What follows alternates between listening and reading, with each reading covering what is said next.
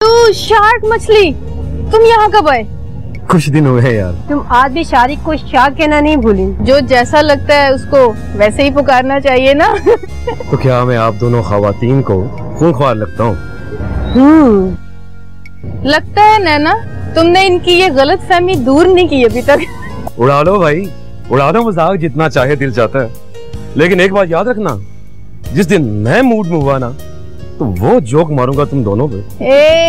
अभी यहाँ पे गलती से भी मजाक उड़ाने की कोशिश मत करना, ओके? अरे भाई अभिया, तुम्हारा तो हाथ भी भारी है, और वैसे भी तुम पे जोक मारने की मैं गलती भी नहीं करूंगा, क्योंकि तुम तो जूता उतारने में तेज नहीं लगाती। तो क्या खड़े खड़े सब यहीं पे बातें करेंगे? चलो ना कुछ खाने पीने की बात करते हैं।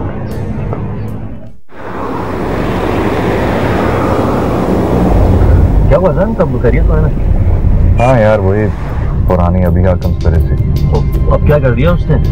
इस दफा उसका निशाना हमारे बेचारे पब्लिशर साहब बन गए। है? क्या गोली मार दी क्या उसको?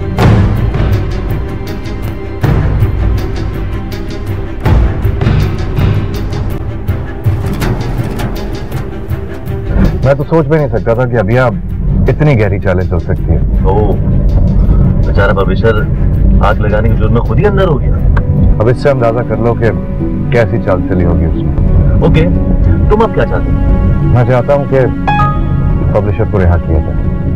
अरे तुमको उस पब्लिशर से क्या आपत्ति? यार, एक तो वो मॉम की नई किताब पब्लिश कर रहा है, दूसरा उस बेचारे का पूरा प्रेस जल गया, और तीसरा उसके ऊपर ये इल्जाम और जेल। मेरा ज़मीर गवारा नहीं कर रहा Javed. We have to do something।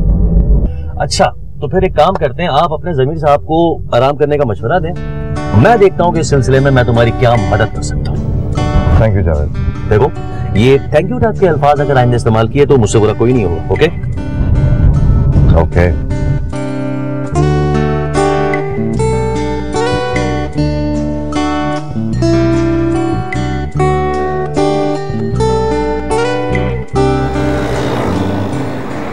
बस पापा, मैंने कह दिया ना। ओ बेबी बेबी बेबी, ये क्या बचपना है तुम्हारा? आप इसे मेरी जिद ही समझ लें। अजीब जिद है आपकी। बस मैं नहीं चाहती कि पब्लिशर किसी सूरत में रिहा हो। ओके ओके ओके, वो थाने से बाहर नहीं आएगा, लेकिन कोर्ट क्या फैसला करती है इसके बारे में मैं कुछ नहीं जानता। आप उसे इतने दिन के लिए ही रोक लें, मेरी खुशी के लिए काफी है। ठीक है, अगर तुम्हारी खुशी इसी में है तो वो लॉकअप में रहेगा और लॉकअप से बाहर नहीं आएगा, और उसकी खातिरदारी भी थाने के ड्राइंग रूम में होगी। ओके ओके, खुश हो ना? Daddy, you are so sweet. Okay, relax.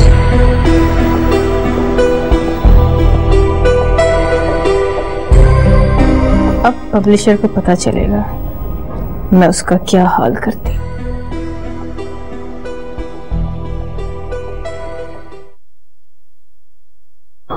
हाँ जावेद, क्या हुआ उस काम का? यार, वो तुम्हारे पब्लिशर की वजह से तो आज मुझे बहुत भागदौड़ करनी पड़ी। और प्रोग्रेस? इसका मतलब फैंटास्टिक नहीं, इसका मतलब सिफर। ये तुम कह रहे हो? देखो अजान, उसके खिलाफ केस काफी मजबूत बनाया गया। यानी कोई भी वकील इस केस को हैंडल नहीं कर सकता? नहीं, कोई शातिर वकील, कोई स्पेशलिस्ट जो इस केस का हो, वो इसको हैंडल कर सकता है। एक मिनट जावेद,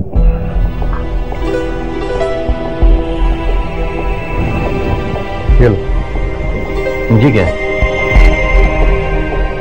एक वकील है जिसका काफी नाम सुना है मैंने। तो वकील तो मेरे भी बहुत जानने वाले हैं। ये नवीन का जानने वाला है। नवीन के? फिर तो ये हमारे भी बहुत काबिल एहतराम हुए हैं। बकवास मत करो जावेद, नवीन ने इस लॉयर को बहुत हाईली रेकमेंड किया है, ऐसे केसेस में स्पेशलाइज करता है। चलो इनसे ही बात करके देखते हैं।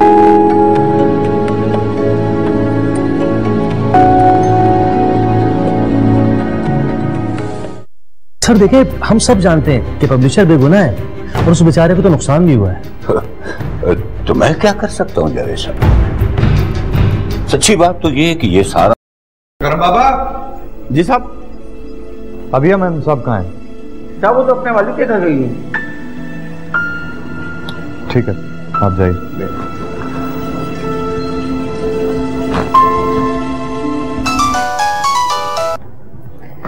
हाय अजान, थैंक गॉड तुम्हें भी टाइम मिला मुझे फोन करने के लिए।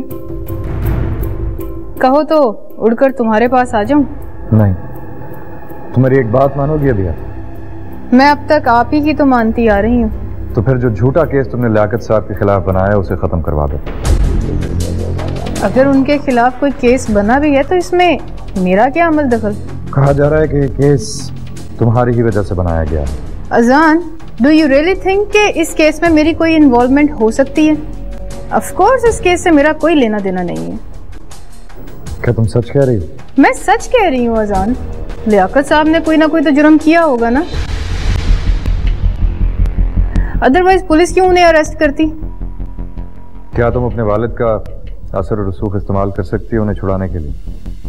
नो वे, मैं अपने रेफरेंसेस इन लोगों के लिए इस्तेमाल नहीं कर सकती। वैसे भी पापा ने मना किया हुआ है। ठीक, मैं खुद ही सोच लेता हूँ कि क्या करूँ।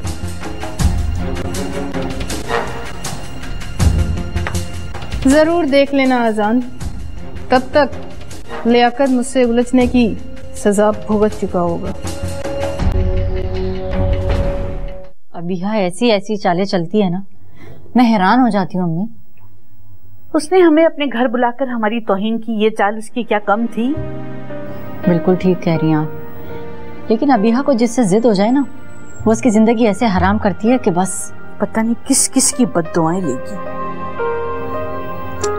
अब ऐसा भी ना कहें अम्मी। ऐसा तो ना कहें, इसलिए कि वो तुम्हारे अजान की चहेती बीवी जो ठहरी, उसने तो अपनी सास को भी नहीं बख्शा।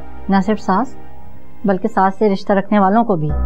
अच्छा, तो कोई और भी निशाना बन गया उसका? जी हाँ, एक पब्लिशर है जो कि अजान की वालदा की किताब शाया करती है। अबीहा ने उसके प्रेस को भी आग लगवा दी। आग लगवा दी? उसने तो दहशतगर्दों को भी मात दे दी। और एक बात और, इसने आग लगवाने के जुर्म में उस पब्लिशर को गिरफ्तार भी करवा दिया है। तौबा, अल्लाह समझे इस औरत को क्या गुल खिलाएगी ये। खुदा का शुक्र है कि अजान उसके शर से महफूज है। अरे वो बेचारा भी काम महफूज है।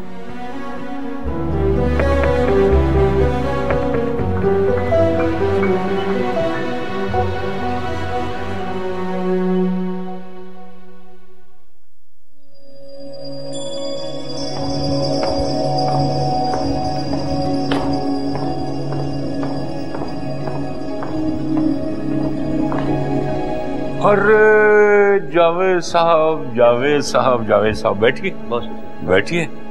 जहर नसीब, जहर नसीब, हमारे गरीब खाने में आने की कैसे जहमत की आपने। बस सर, आपके पास मैं कुछ उम्मीद लेकर आया हूँ। हाँ हाँ कहिएगा, अगर मुमकिन हो तो जरूर। सर, आपने पब्लिशर वाले मामले के बारे में तो सुना ही होगा। हाँ हाँ हाँ, कुछ कुछ। क्या हुआ मुझे?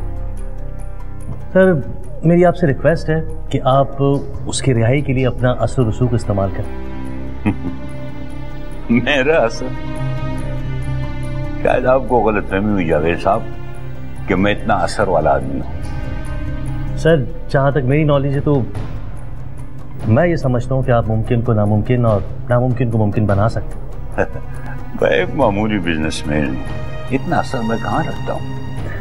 सर, मैं चाह रहा था इस मामले में आप। सॉरी जावेद साहब, मुझे अफसोस है कि मैं इस मामले में आपकी कोई मदद नहीं कर सकता। सर देखिए, हम सब जानते हैं कि पब्लिशर बेगुनाह है और उस बेचारे को तो नुकसान भी हुआ है। तो मैं क्या कर सकता हूँ जावेद साहब? सच्ची बात तो ये है कि ये सारा मामला अबिया का है। और अबिया? ओह, अबिया, मैं समझ गया सर। अब मैं बहुत अच्छी तरीके से समझ गया। मुझे इजाजत दीजिए सर, मैं चलता हूँ। आपका बहुत बहुत शुक्रिया कि आपने मेरे लिए टाइम निकाला। अबे चाय पी के जाइए और फिर आप अबिया के देवर भी, ये तो आपका अपना घर है। आपकी बहुत मेहरबानी। अभी जरा मैं जल्दी में हूँ। अच्छा चलो, ओके ओके।